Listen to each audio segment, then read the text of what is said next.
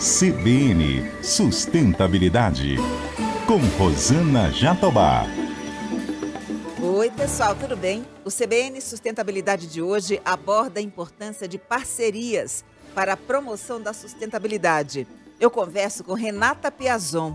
Ela é diretora-geral do Instituto Arapiaú e fundadora da plataforma Uma Concertação pela Amazônia. Renata, que prazer te receber aqui no CBN Sustentabilidade. Tudo bem com você? Tudo bem, Rosana, prazer é meu. Muito obrigada pelo convite. Prazer é o nosso. Vamos começar explicando aqui para nossa audiência o que significa esse nome, Arapiaú. Eu te perguntei aqui nos bastidores se tratava de um pássaro, mas não, né? Não, é um nome indígena, tupi-guarani, que significa um novo tempo e espaço. E o Arapiaú é um instituto de filantropia brasileira que atua sobretudo nas agendas de clima e desenvolvimento sustentável do país. Está completando 15 anos e tem como missão fortalecer redes, organizações e projetos de promoção da sustentabilidade. Conta aqui para a gente como é feito esse trabalho de vocês, essa articulação entre os players, se vocês dão apenas recursos financeiros, se vocês também fornecem conhecimento, como é que vocês trabalham essa relação? A gente não faz nada sozinho, né? A gente acredita muito no poder da colaboração, então a forma de agir do Arapiaú é por meio do fomento a redes transformadoras. Então a gente acredita que articulando sociedade civil, filantropia, governo e setor privado, a gente consegue promover as transformações em maior escala, né, nos desafios que são muito complexos, como mudanças climáticas, como perda da biodiversidade. A gente atua por meio do aporte de recursos da filantropia, mas também por meio dessa gestão do conhecimento, de um advocacy mais articulado junto ao Executivo Federal, Subnacional, Congresso Nacional, por meio da cooperação internacional e da articulação da filantropia internacional. Então, são diversas formas em que a gente coloca o nosso capital da filantropia brasileira para alavancar soluções para o desenvolvimento sustentável do país. É muito importante que não seja apenas de cunho financeiro, mas que tenha essa condição de unir pontas. Que você vê muitos players que têm vontade de participar de um projeto filantropo, de contribuir para a promoção, né, de desenvolvimento sustentável em uma determinada região, mas não sabe como fazer. Exatamente, porque a filantropia não vai resolver sozinha, né? Então, a gente atua, por exemplo, na Amazônia e no sul da Bahia. No sul da Bahia, com uma experiência em desenvolvimento territorial, e na Amazônia, ações contínuas muito nesse campo da formulação de políticas públicas. Se a gente não fizer em articulação com o governo, a gente não alavanca essas soluções, né? Então, não dá para a gente fazer sozinho. É muito importante que a gente faça junto. O povo brasileiro, Renata, tem fama de ser um povo generoso, né, que se condói de uma situação trágica. Quando tem, por exemplo, algum desastre, as pessoas se unem para doar cesta básica, agasalhos, etc. Mas em termos de filantropia, né, como uma instituição, como é que você avalia no Brasil o desenvolvimento? A gente tem o IFE, né, como um grupo que congrega as filantropias no Brasil. O último dado de 2020 é que foi investido 5,2 bilhões de reais em filantropia no Brasil, anualmente. Na Amazônia, 300 milhões de reais.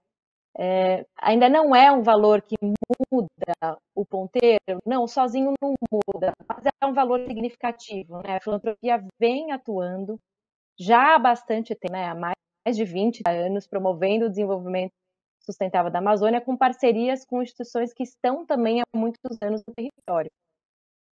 E é importante, quando a gente pensa que essas organizações que atuam com filantropia precisam ter credibilidade, né? Prestação de contas, de fato estarem engajadas num processo transparente, de total ética, exatamente para conseguir atrair cada vez mais recursos e destinar corretamente.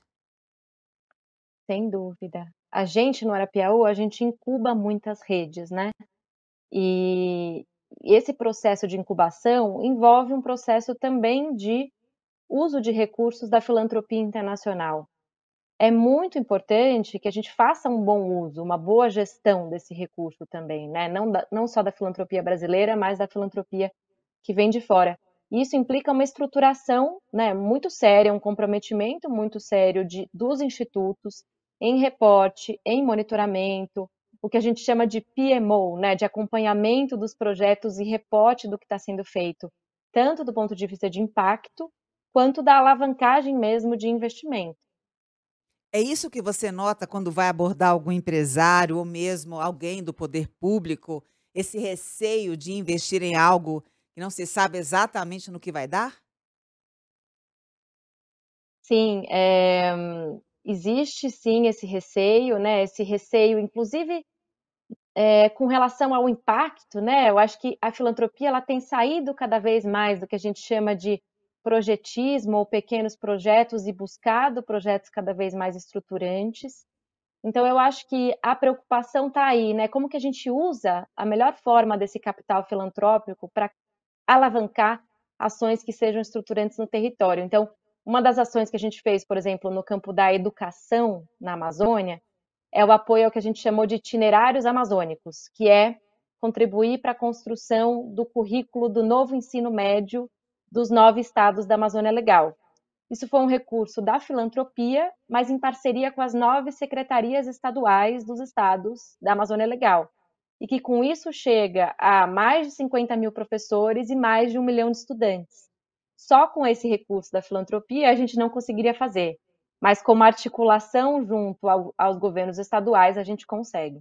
Muito legal. Eu também li a respeito de uma iniciativa que vocês participaram, de seleção de jovens especializados em ciência de dados, para que eles pudessem pensar soluções que ajudem a promover o desenvolvimento econômico sustentável ali da Amazônia. E como objetivo, vocês elencaram a capacidade que os municípios têm de se adaptar aos efeitos das mudanças climáticas, mas também a possibilidade de esse município ser uma solução para o problema da crise do clima. Conta pra gente como é que foi esse processo, a aderência dos jovens, se vocês aí nesse laboratório de inovação, entre aspas, encontraram as soluções desejadas. Isso faz parte de uma iniciativa que é uma plataforma muito importante, que também foi incubada pela Orapiaú, que se chama Map Biomas, e que hoje é a principal plataforma de mapeamento anual de cobertura e uso do solo do Brasil, né? Então, hoje, se você quiser entender qualquer transição no território brasileiro, o que era antes floresta e virou pasto, de 1985 até hoje, você consegue ver essas transições. O Map Biomas se aprimorou e há também o Map Biomas Alerta, que é um sistema de validação e refinamento de alertas de desmatamento no país. Então, hoje você também consegue ver onde estão os desmatamentos ilegais espalhados pelo Brasil todo.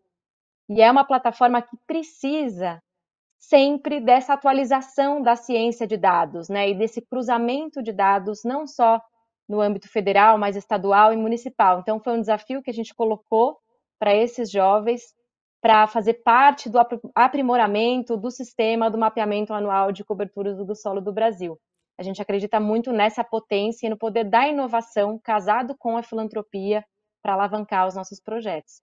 Muito interessante. Inclusive, já entrevistei aqui no programa o Tasso Azevedo, que é o idealizador do Map Uhum, Biomas. Ele deu uma aula, tem uma forma muito didática, né, de explicar para a gente sobre essa frota de muito. satélites que a gente tem aí para monitorar as condições da Amazônia. Até mesmo quando o desmatamento é o chamado desmatamento formiga, naquelas áreas bem pequenininhas que até pouco tempo as lentes não flagravam, mas que agora a gente já tem aí Uhum, condições de observar. E que bom que vocês também montaram, entre aspas, esse exército de jovens para fornecer as informações para uhum. incrementar ainda mais a nossa cobertura florestal, né? Sim, sem dúvida. Agora, eu gostei muito também, Renata, de 2 importantes alianças que vocês travaram, né, que vocês, iniciaram. Vocês são a semente da Coalizão Brasil Clima, Florestas e Agricultura e também da Rede de Ação Política pela Sustentabilidade. Então conta pra gente um pouco dessas 2 coalizões. A Rede de Ação Política pela Sustentabilidade nasceu lá atrás, há mais de 10 anos agora, com o objetivo de formar lideranças políticas na pauta de sustentabilidade. Então, ela faz a formação de líderes políticos no Congresso, na Câmara, no Senado, né, um foco maior no Congresso Nacional, com advocacy estruturado para esses políticos, para que eles possam agir em pautas que sejam de convergência pelo desenvolvimento do país. A Coalizão Brasil Clima, Florestas e Agricultura já é uma outra rede, né, uma rede formada por mais de 350 membros. Hoje eu sou a cofacilitadora da Coalizão Brasil Clima, Florestas e Agricultura, mas que também nasceu dentro do Arapiaú, de um desejo de convergência entre a agenda do agro e a agenda dos ambientalistas, né? Então, imaginando um mundo em que seria possível unir o agro e os ambientalistas em busca de propostas, de soluções de desenvolvimento para o Brasil que promovam um uso harmônico, inclusive sustentável da terra. Então, hoje é a principal rede que congrega o agro e os ambientalistas, e ela tem se posicionado, né, firmemente, já foram mais de 15 posicionamentos só esse ano, em torno de temas muito relevantes que estão em discussão hoje, tanto no executivo quanto no legislativo. Eu queria ser uma mosca para estar ali observando como é que está se dando esse diálogo, porque persiste aquela velha ideia de que ambientalista de um lado, ruralista de outro, né, medindo forças para ver quem leva a melhor, porque muita gente acusa o agronegócio de depredar o meio ambiente. Só que a gente já tem muitos casos no Brasil, e a gente pode dizer, né, Renata, que o Brasil tem uma agricultura sustentável, porque a sustentabilidade é o vetor, é o caminho que vai fazer com que o agronegócio se torne próspero e longevo. Então, seria um tiro no pé um ruralista não ser um ambientalista. Em tese, o que eu estou falando é em tese, na prática, aí na coalizão, você observa isso? Seria um tiro no pé e uma burrice também, né? A gente precisa da preservação da floresta para a irrigação das grandes áreas do agronegócio, né? Então, tudo é um ciclo. Muitas partes do agronegócio já enxergam que é indissociável, né? Uma agenda ambiental e uma agenda econômica, outros não, mas a coalizão vem trabalhando, inclusive, para adesão desses que ainda não, né? Por que não? E, enfim, na tentativa de ampliação do seu espectro entre agro e ambientalistas. Sem Quais dúvida é são um os temas desafio, que você hoje mas poderia elencar, os temas assim mais conflituosos que você gostaria de elencar aqui entre a ambientalistas e gente teve, ruralistas? a gente teve alguns posicionamentos já esse ano, né? Então, esse ano teve um movimento, né, do Cadastro Ambiental Rural, que é uma das principais plataformas de monitoramento, né, do Código Florestal, da implementação do Código Florestal, que é a principal política pública hoje no país, e teve um movimento de saída, né, do Ministério do Meio Ambiente para o Ministério de Gestão. A coalizão se posicionou, então, tanto o agro quanto os ambientalistas, de que, na verdade, isso não era, né, essa nova governança agora só poderia atrasar a implementação do Código Florestal, que é o que é mais importante nesse momento. Então, esse é um exemplo de uma movimentação que poderia ter causado uma divergência entre o agro e os ambientalistas e que a coalizão conseguiu chegar numa convergência para um posicionamento. Uhum. Existem diversos debates mais acalorados, né, em torno dos temas da regularização fundiária, marco temporal, mas a gente sempre vem buscando não o consenso, porque é impossível chegar num consenso numa rede tão grande, né, de mais de 350 membros, mas pelo menos o consentimento, né? Eu não concordo totalmente com a sua visão, mas eu te dou o aval para que você prossiga. Então é muito diferente, né, o consenso do consentimento. E tem aqueles temas que são convergentes, como, por exemplo, ILPF, que é a integração floresta, lavoura, pecuária. Uma ferramenta incrível para a Uhum, gente desenvolver a agricultura sustentável no Brasil, e o Brasil está evoluindo nesse sentido. sem dúvida. Quando a gente olha para a Amazônia, né, então no contexto da Amazônia, são muitas as Amazônias. Então, a Amazônia é floresta, a Amazônia urbana, onde 70% da população está, a Amazônia arco do desmatamento, né, onde a maior ameaça do desmatamento está, e a área que já foi desmatada. Para as áreas que já foram desmatadas, por exemplo, há um consenso de que medidas como ILPF, SAF, restauração florestal são fundamentais para o desenvolvimento dessas áreas, né? É o que a gente chama de um dos modelos da bioeconomia, para a região amazônica. E aí, tocando nessa questão da Amazônia ser essa pérola, essa joia, a gente tem a ótica global da Amazônia como solução para a questão da emergência climática, mas a gente também tem a ótica local, né, Renata, de pensar uma bioeconomia que promova o desenvolvimento daquelas comunidades. São comunidades que, embora estejam ali sediadas num santuário ecológico, muitas não têm saneamento básico, não tem água encanada, não tem acesso à saúde, não tem acesso à educação, como você mencionou agora, aquela questão do ensino médio. Então, tem que também ter essa dupla visão sobre o que é a Amazônia hoje em dia. Sem dúvida. A gente vem chamando, né, na concertação pela Amazônia, que é essa outra rede que a gente ajudou a criar, a gente chama isso de uma agenda integrada de desenvolvimento para a Amazônia. A gente precisa promover essa agenda. Não tem como a gente reduzir o desmatamento se a gente não olhar para as pessoas que vivem na região amazônica e para a promoção de um desenvolvimento para aquelas pessoas. Então, a gente chama de Amazônia 1.0. É necessário, sim, o 4.0, com a tecnologia, com a inovação, mas a gente precisa olhar para um 1.0, que é a garantia de uma mínima qualidade de vida para as pessoas que lá vivem. Então, quando a gente fala de promover uma nova economia para a Amazônia, a gente está falando de saneamento, a gente fala de conectividade.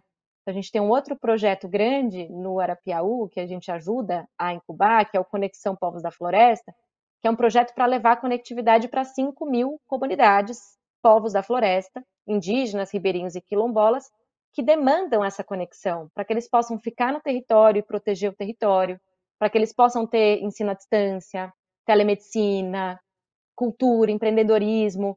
Então, são serviços básicos que a gente precisa contribuir para a promoção do desenvolvimento daquele território, para que a gente tenha como consequência a redução do desmatamento. Olha, gente, eu tive o prazer de conhecer a Renata lá na Amazônia. Eu estava visitando a Fundação Almerinda Malaquias e ela estava também lá. Participamos de uma reunião e o idealizador da fundação mostrou lá os projetos que poderiam atrair a atenção dos investidores. E nós visitamos juntas, Renata, você se lembra? Uma comunidade em Novo Airão, que fica a cerca de 200 quilômetros de Manaus, uma comunidade muito pobre, muito carente, uma comunidade indígena, em que eles tinham uma escola, né, um casarão bonito, mas precisava também de equipamentos e precisava ampliar também para a construção das instalações para os professores. Aí eu vou te perguntar aqui, ao vivo, para os nossos ouvintes, se vocês aportaram recursos nesse projeto, se você identificou ali realmente uma semente importante de desenvolvimento daquela comunidade. Sem dúvida. Depois dessa visita, a gente decidiu apoiar o projeto, né? O projeto faz parte de um projeto de educação ribeirinha, de escolas comunitárias do Rio Negro. São 25 escolas que abastecem, né, toda aquela bacia em Novo Airão, no Amazonas, no Rio Negro. A região norte, como você mesma disse, contém, né, um dos piores indicativos de educação do país, além de um déficit de número de escolas, infraestrutura. Então, não é só o apoio à escola, mas também a capacitação dos professores, a logística, a garantia do acesso ao ensino, né? Então, isso tudo está dentro do nosso apoio nesse olhar para a educação no território amazônico, que a gente vem tentando fazer cada vez mais estruturante, né? Seja por meio de um apoio no contexto de um território, na transformação desse território, como é esse projeto com a Fundação Almerinda Malaquias, via o Itinerários Amazônicos, que é um projeto que abrange os 9 estados da Amazônia Legal. E é algo super complexo. Eu me lembro que nós conversávamos e você falava, Rosana, olha a dificuldade de logística que esses alunos têm para se deslocar de canoa, né, de um vilarejo para conseguir estudar. E chegando aqui, a dificuldade de acesso à internet, por exemplo, né? Porque a rede é muito deficitária Uhum. naquela região. Ou seja, é algo que precisa ser estruturado também olhando de forma sistêmica, né? De forma mais abrangente. Exatamente. Não é só um apoio à construção, né? É a logística, é a garantia do acesso à energia, para que se tenha depois um acesso à conectividade, é um olhar para o ensino à distância, é um olhar para o acesso e para a construção de um apoio para a residência daquele professor, os ciclos da Amazônia, né? Então, tem algumas escolas em que se chega o rio na baixa, mas na baixa não. Então são Sim. muitas as complexidades, né, das muitas Amazônias. Mas é só Eu fazendo e testando e usando esse capital da filantropia que a gente vai conseguir Eu transformar lembro, o Renata, território. que eu estava filmando também, né, a rotina deles lá, e eu me lembro de uma professora indígena, que ela estava dando aula exatamente sobre a ancestralidade dela, né, de como ela havia aprendido certos conceitos com os pais e com os avós, e estava ali naquela missão de levar isso adiante, perpetuar a cultura indígena naquela comunidade. Esse foi um critério decisivo para que vocês realmente comprassem um projeto, aportassem recursos financeiros e outras ferramentas? Sem dúvida. A gente vem defendendo no Arapiaú, né, toda uma frente de ciência, tecnologia e inovação. E a gente acredita que a Amazônia ela é o lugar no mundo para navegar a fronteira do conhecimento, né? E a fronteira do conhecimento indígena, a fronteira do conhecimento sobre bioeconomia. Então esse foi um critério fundamental, né, na nossa escolha. Nesse caso, não só os indígenas, mas também os ribeirinhos, né? Então é sem dúvida fundamental. Você nota que existe de fato um interesse maior do setor privado para tentar ter aderência a esse tipo de iniciativa, ou o poder público hoje também está arregaçando as mangas e dando a sua contribuição? Noto sim uma conexão cada vez maior do setor privado e do setor financeiro com essa agenda, e um olhar muito mais estruturado, pelo menos uma busca da filantropia, dessa conexão entre setor privado, financeiro e governo. Existem a gente chama na filantropia de um nome complicado, que é blended finance, que são financiamentos compostos por diferentes fontes de recurso. Então, existem já alguns projetos surgindo, né, e com bons exemplos de impacto, de um uso de um recurso da filantropia junto com um recurso privado ou financeiro, por exemplo, para alavancar algum impacto na região. Muito bem, eu perguntei a respeito do poder governamental porque vocês se comprometeram no ano passado a apresentar um plano de 100 dias para o governo federal e também o subnacional e o Congresso Nacional.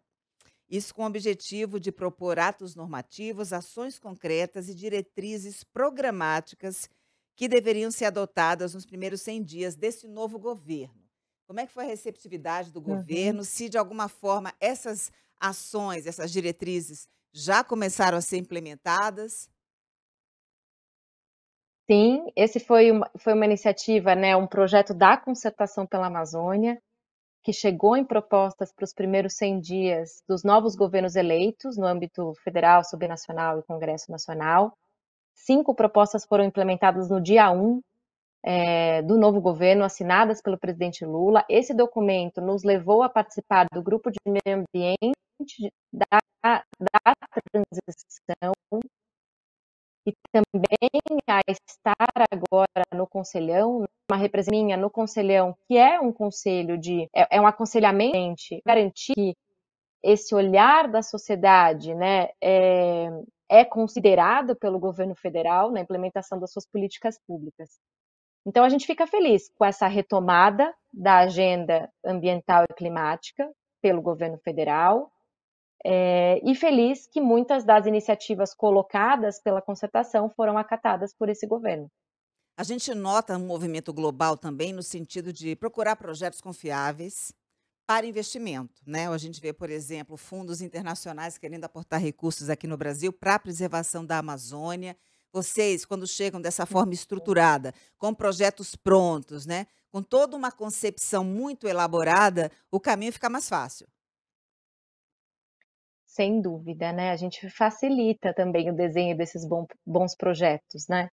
Então é isso, a concertação tem itinerários amazônicos, tem a criação de um fundo para destravar processos de ordenamento territorial e regularização fundiária, que é um dos principais problemas na Amazônia, né? O direito à terra, reconhecendo os direitos das comunidades vulneráveis.